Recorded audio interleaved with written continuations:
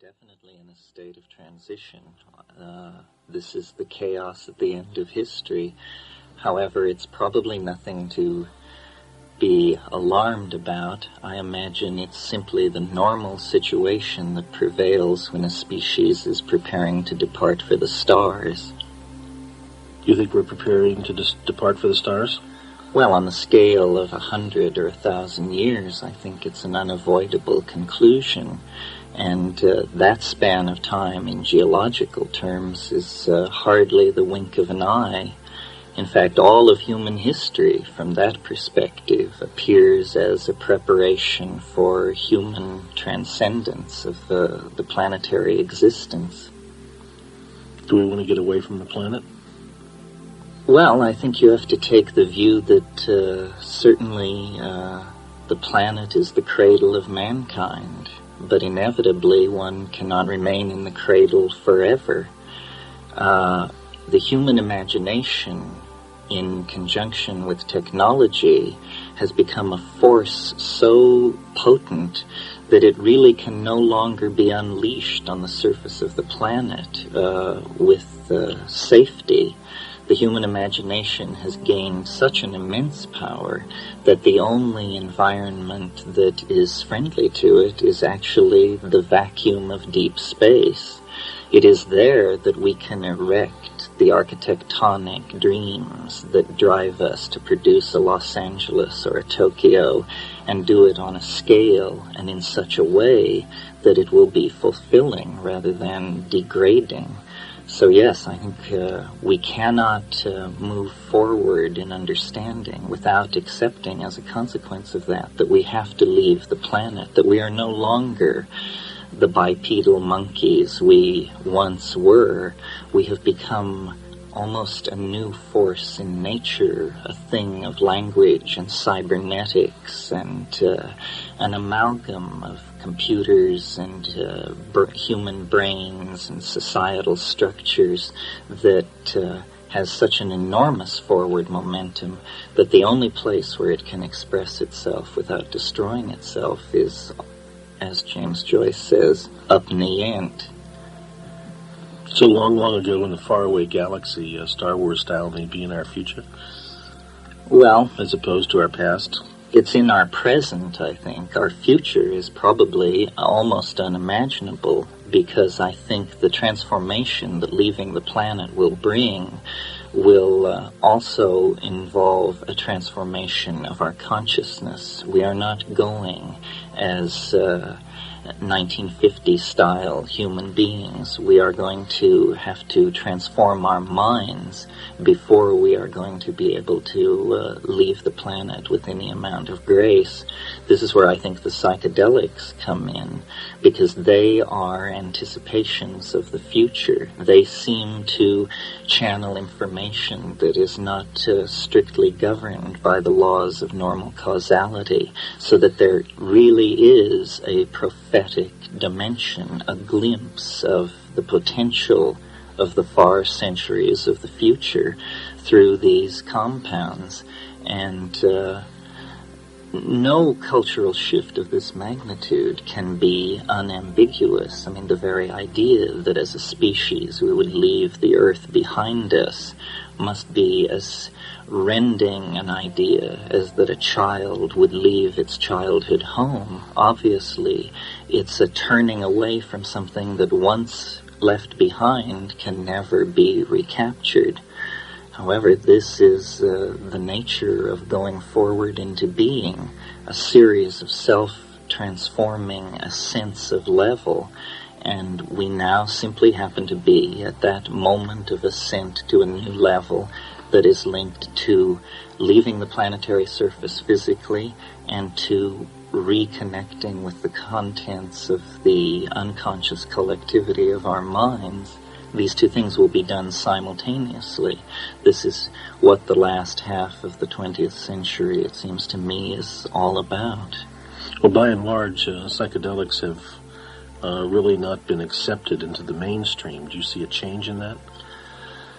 Well, not particularly. They hold a certain fascination for a persistent majority, and in that way they do their catalytic work upon society, which is to introduce new ideas and to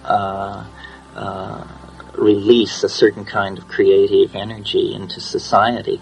I certainly would not like to see a return to the psychedelic hysterias of the 1960s. I think it's fine that these things are now the subject of interest of a much smaller group of people, but perhaps a group of people with a greater commitment and a better idea of exactly what these things are. And it's really the same people. It's just a smaller group of them, and they have accumulated experience over the past 20 years.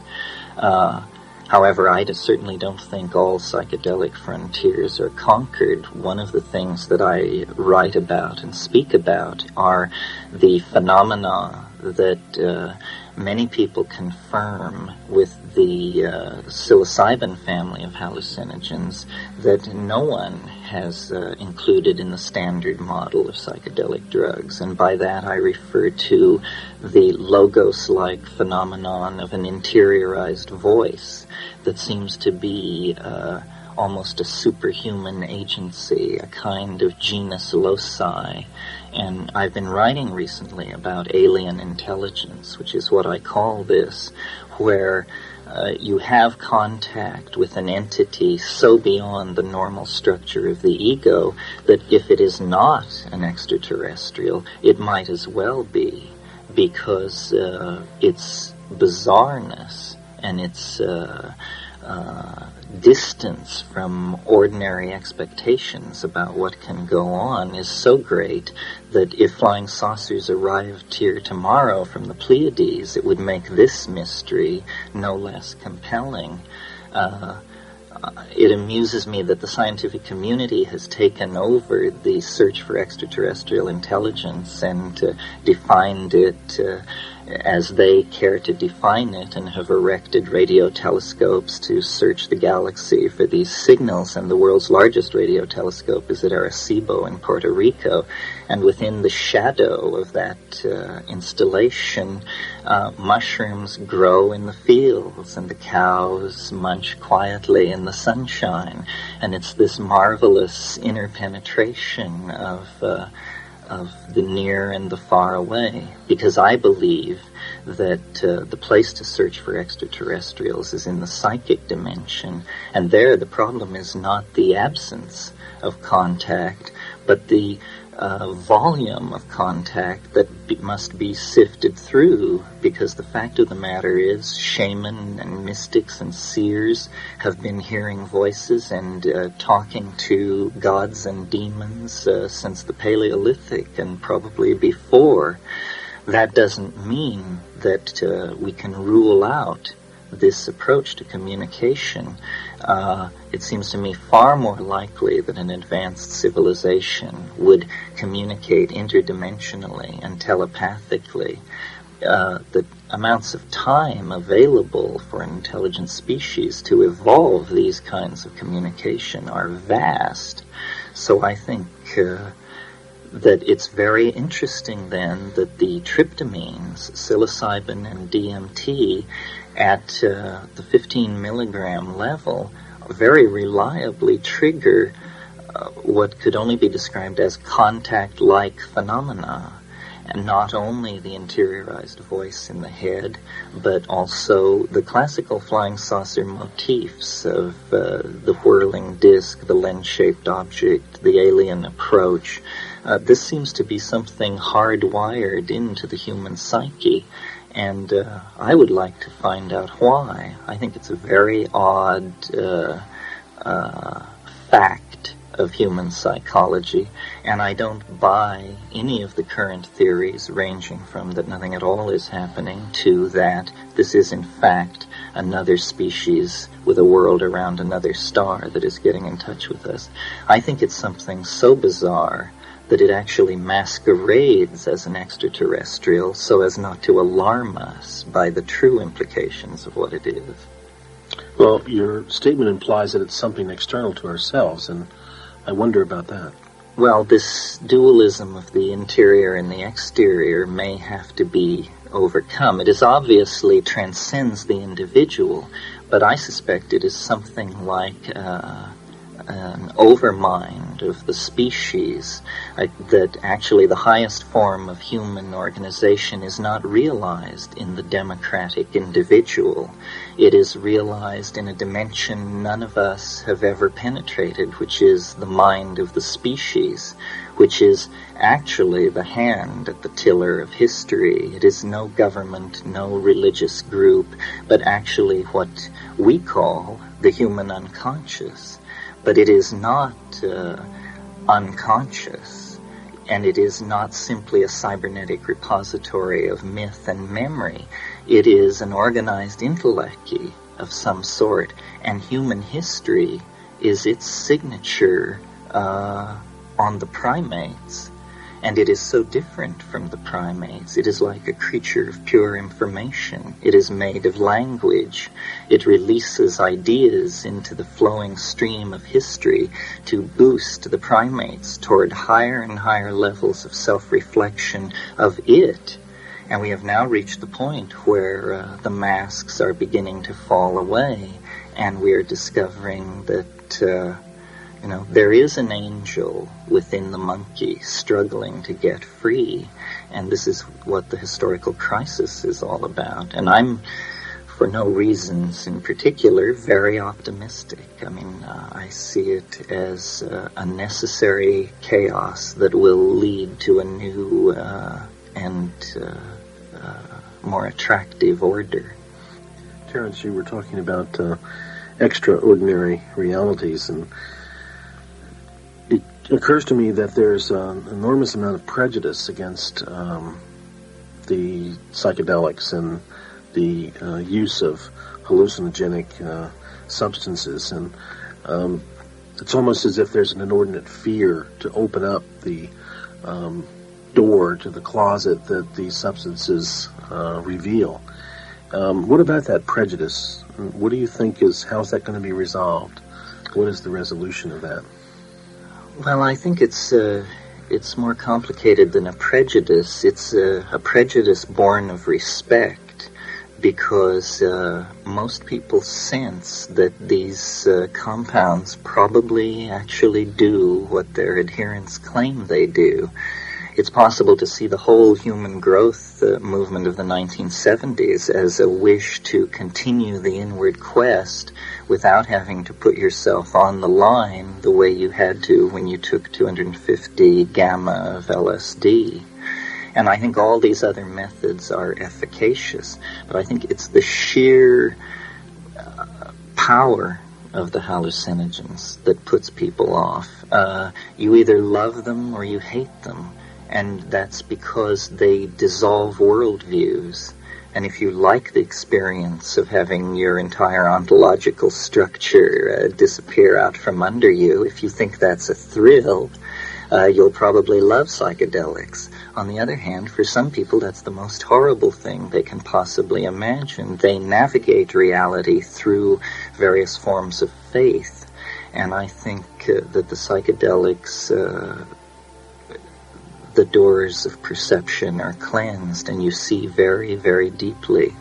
I spent time in India, and I would always go to the local sadhus of great reputation, and I met many people who possessed what I call wise old man wisdom.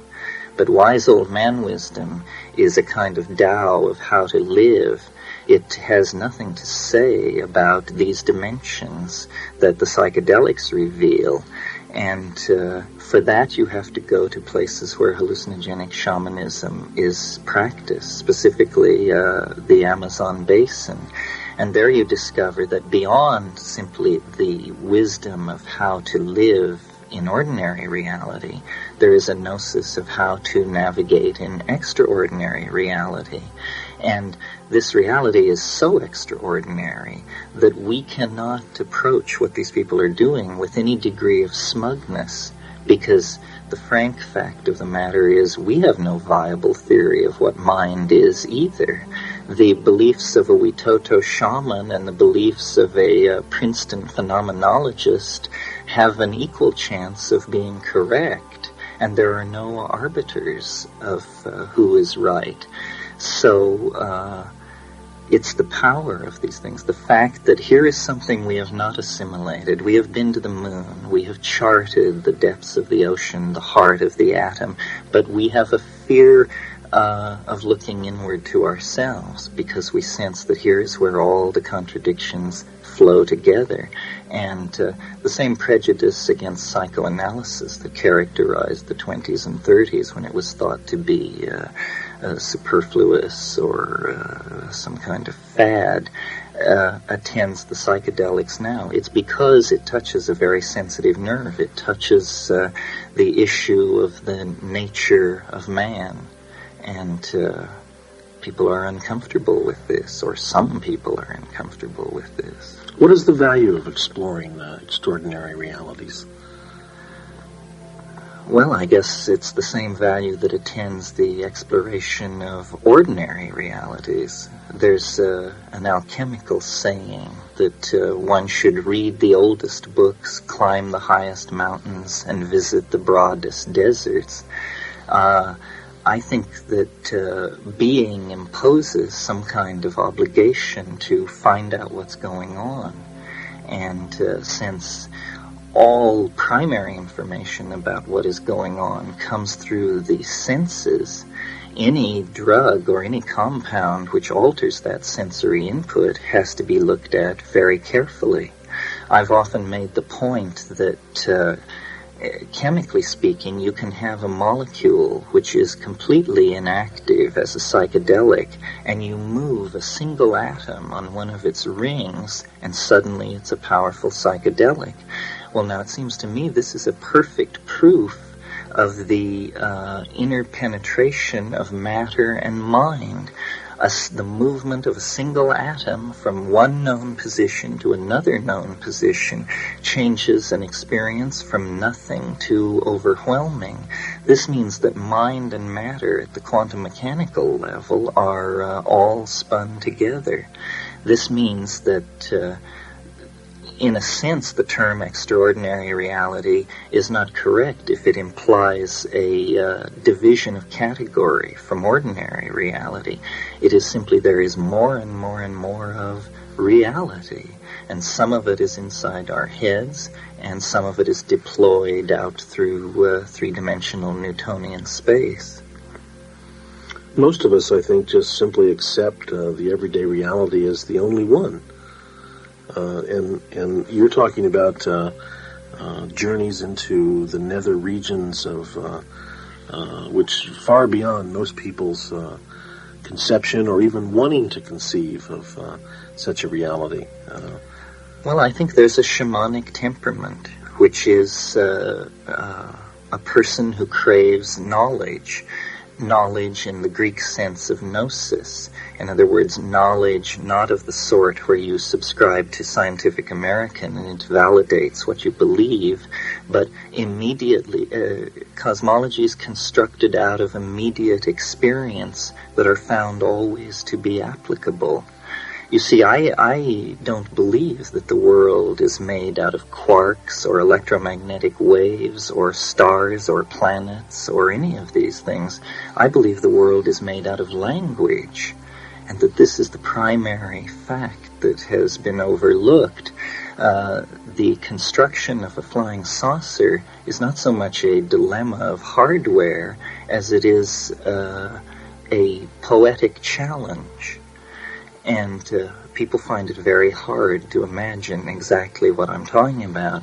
What I'm saying is that the leading edge of reality is mind, and mind is the primary substratum of being. We in the West have had it the wrong way around for over a millennia, but once this is clearly understood, with what we have learned in our little excursion through three-dimensional space and matter, we will create a new vision of humanity that will be a fusion of the East and the West. The world being made of language, and I think of these extraordinary realities which are totally beyond any language that we use in any ordinary sense. Yes, well, they are beyond ordinary language. I always think of Philo Judaeus writing on the Logos. He posed to himself the question, what would be a more perfect Logos? And then he answered saying, it would be a Logos which is not heard but beheld. And he imagined a form of communication where the ears would not be the primary receptors, but the eyes would be. A language where meaning was not constructed through a dictionary of little mouth noises, but actually three-dimensional objects were generated with a kind of hyperlanguage so that there was perfect understanding between people. And this may sound bizarre in ordinary reality, but these forms of synesthesia and synesthesic glossolalia are commonplace in psychedelic states.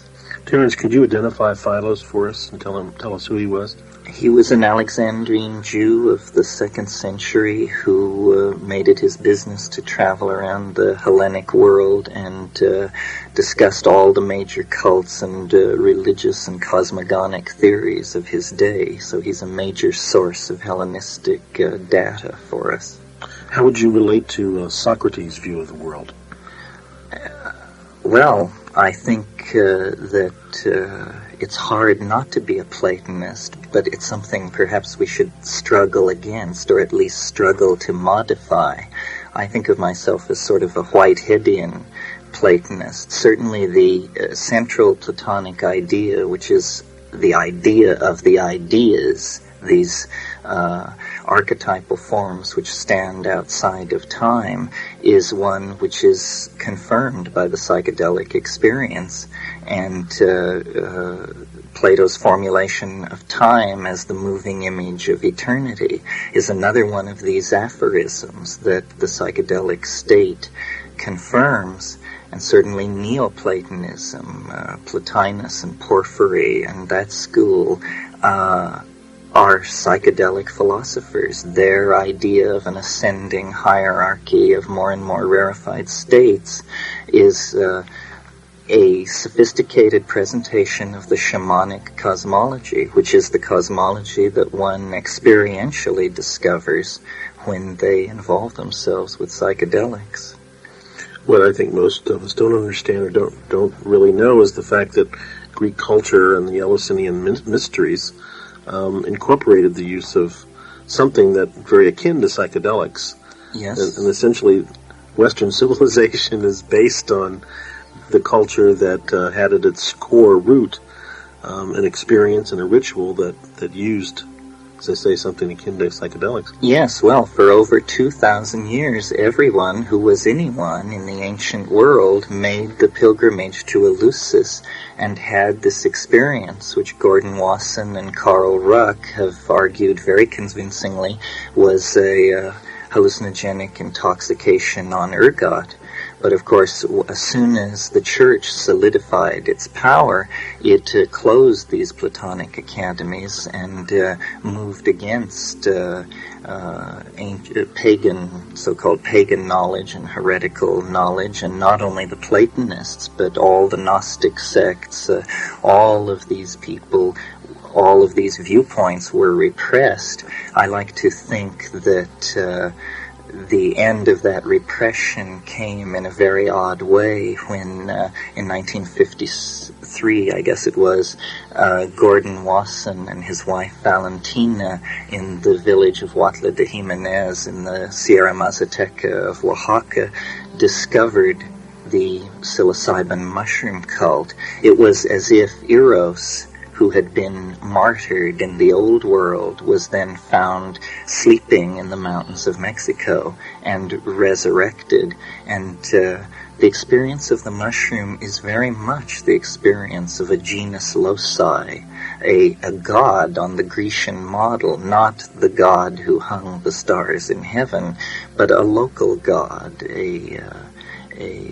pre-Christian bacchanalian nature power that is very alien and yet resonates with our expectations of what that experience would be like. Interesting that the mushroom also is a symbol in our culture of death and destruction, being the symbol of the nuclear explosion. Yes, well, mushroom cloud. My brother has made the point asking, what mushroom is it that grows at the end of history? Is it the mushroom of Fermi and Oppenheimer and Teller, or is it the mushroom of Wasson and Hoffman and Humphrey Osmond? Somehow I think the latter is safer. Well, it may not only be safer, it may open the way to escape from the former. It's like a pun in physics, that the force of liberation and the force of destruction could take the same form. It's what alchemists call a coincidentia positorum. It is an amazing synchronicity, it seems. Also, I was interested in talking with Andy Weil some time ago about the fact that there are new genus of mushrooms appearing that have psilocybin in them that have never been seen before, never been tracked before, and it's almost as if they're appearing now. Well, it's amazing how many have been discovered since people have bent their attention to it. There have been psilocybin mushrooms reported from England, France, localities where, so far as we know, there is no cultural history of usage at all. However, it's interesting that cultural usage seems to disappear very early in human history. Hallucinogens are hardly even welcome in agricultural societies.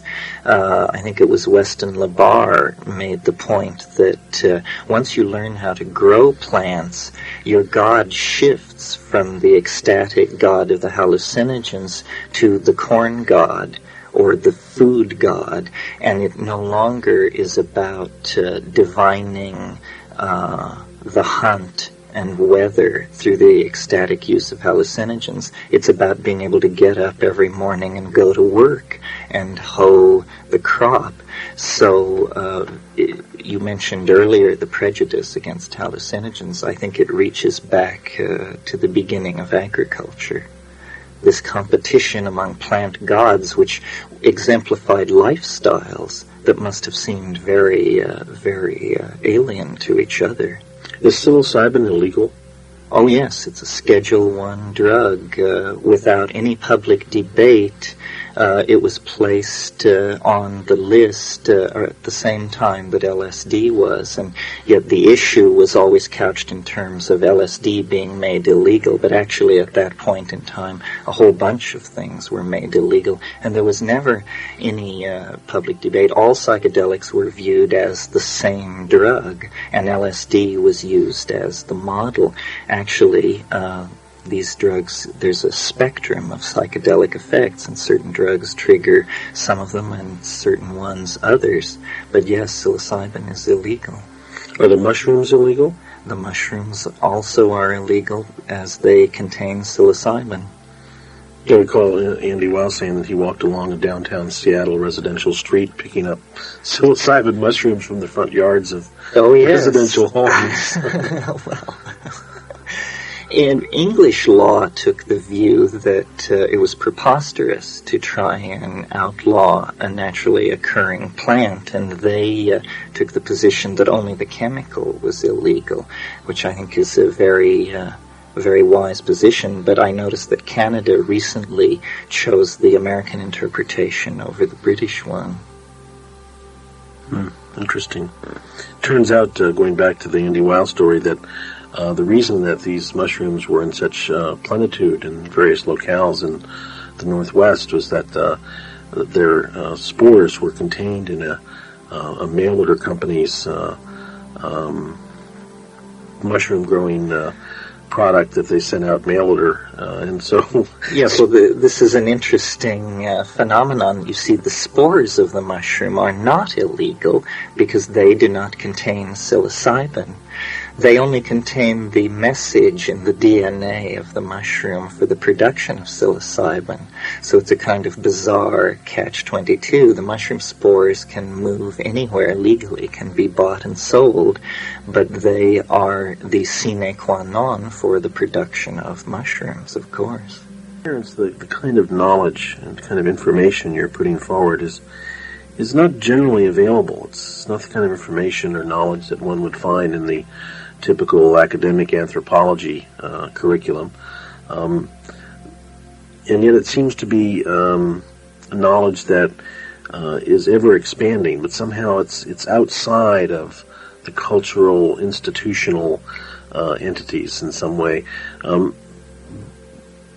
Number one, why do you think that's the case? Of course, there's a logical answer to that one, but what do you see as the future of this kind of information, this kind of knowledge?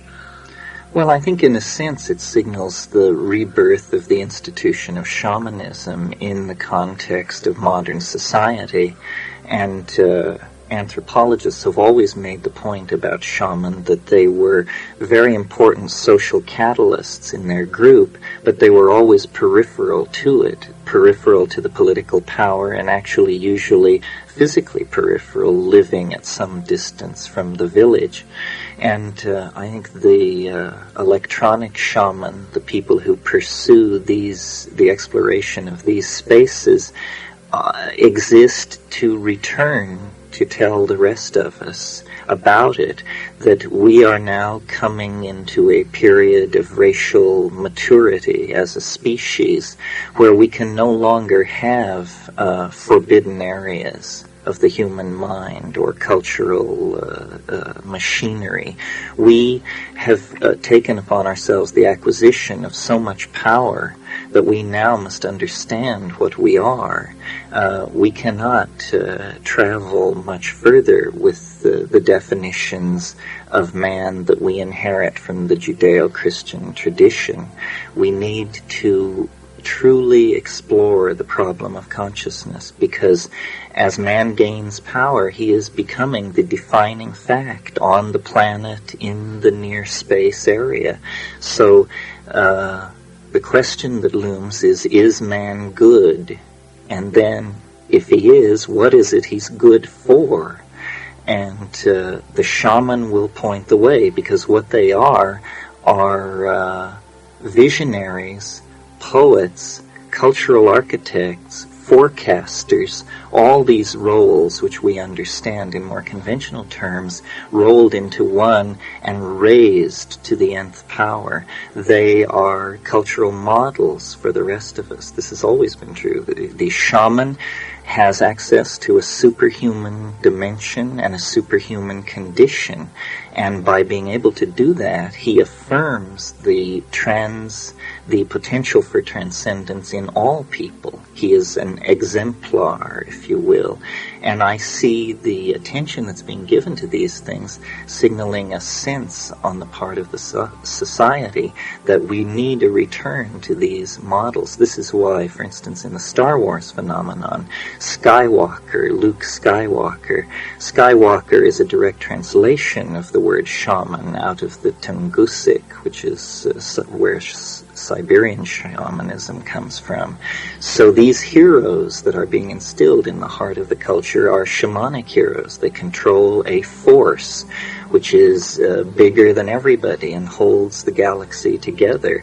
And this is true, as a matter of fact. And as we explore how true it is, the limitations of our previous worldview will be exposed for all to see. I think it was J.B.S. Haldane who said, the world may not only be stranger than we suppose, it may be stranger than we can suppose. I think of the character Yoda. Certainly is a shamanic type character. Very much so. As we talk about shamans and shamanism, again, that brings up cross-cultural currents. And do you see the shaman taking on a new? Certainly, you don't see Indian shamans walking into the metropolitan areas. But do you see the shaman taking on a new form? Well, I believe, along with Gordon Wasson and others, but in distinction to Mircea Eliade, who is a major writer on shamanism, that it is hallucinogenic shamanism that is primary, and that where shamanic techniques are used to the exclusion of hallucinogenic drug ingestion, the shamanism tends to be vitiated. It is more like a ritual enactment of what real shamanism is, so that the shamanism that is coming to be within people in our culture, the people who feel comfortable with psychedelic drugs and who, by going into those spaces and then returning with works of art or poetic accounts or scientific ideas, are actually changing the face of the culture. I connect the psychedelic dimension to the dimension of inspiration and dream. I think history has always progressed by the bubbling up of ideas from these nether dimensions into the minds of receptive men and women. It is simply that now, with the hallucinogens, we actually have a tool to push the button. We are no longer dependent upon whatever factors it is that previously controlled the ingression of novelty into human history.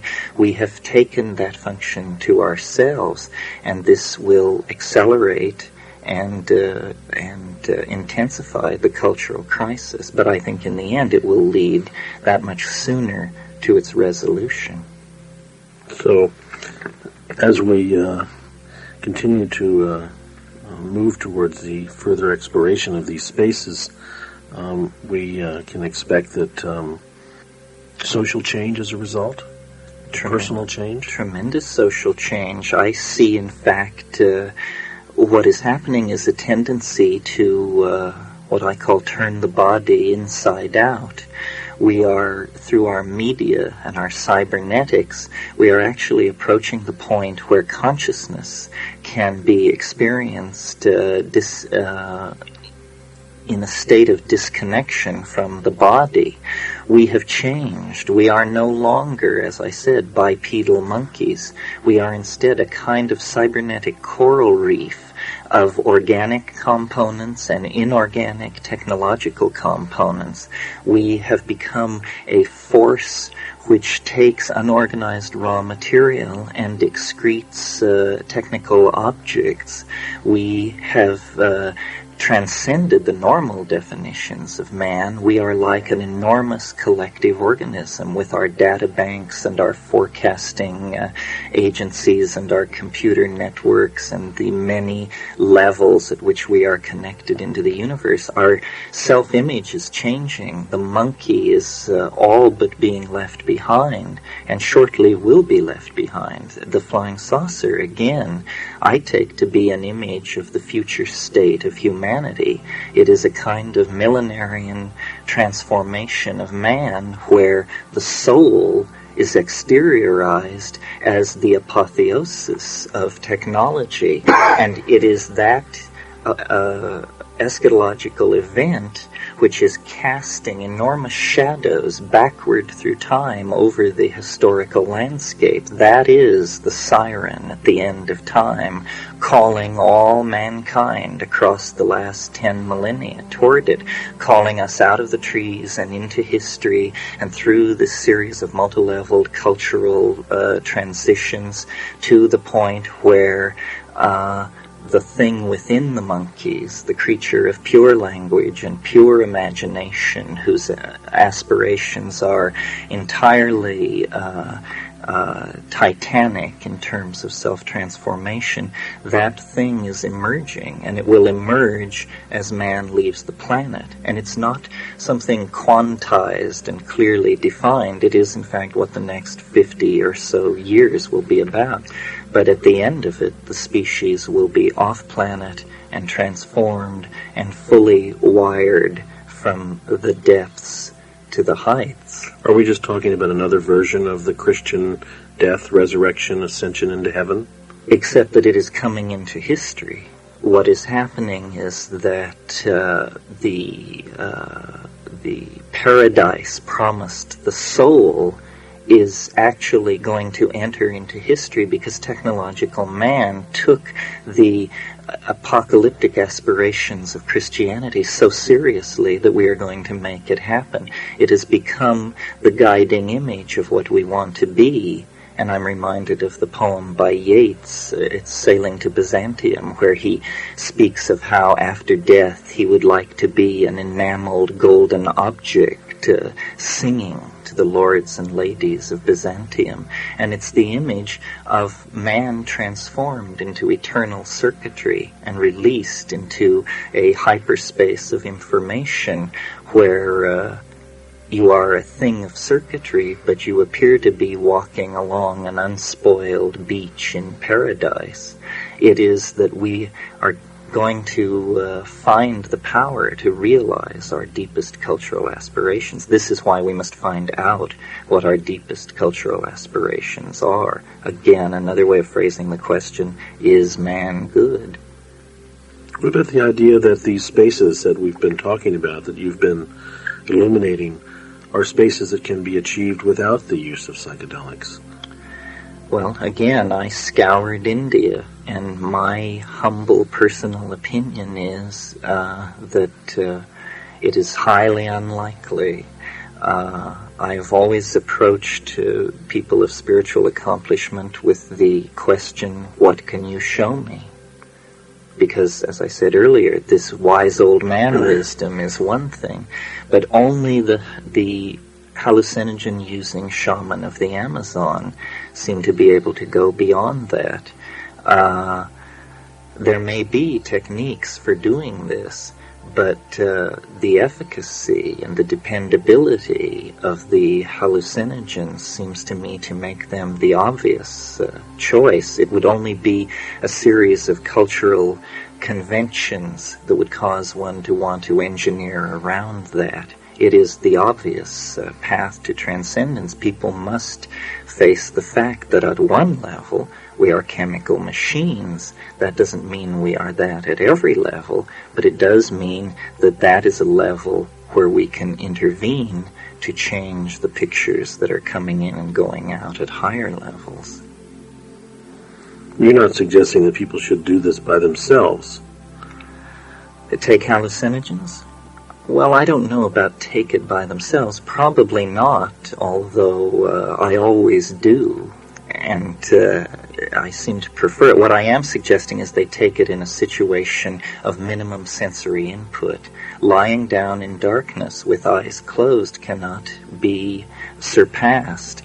And people want music, they want to walk around in nature, they want all these things. But nature and music are beautiful in their own right. They are the adumbrations of the psychedelic experience that we deal with in ordinary reality. In confrontation with the psychedelic experience, these things are hardly more than impediments.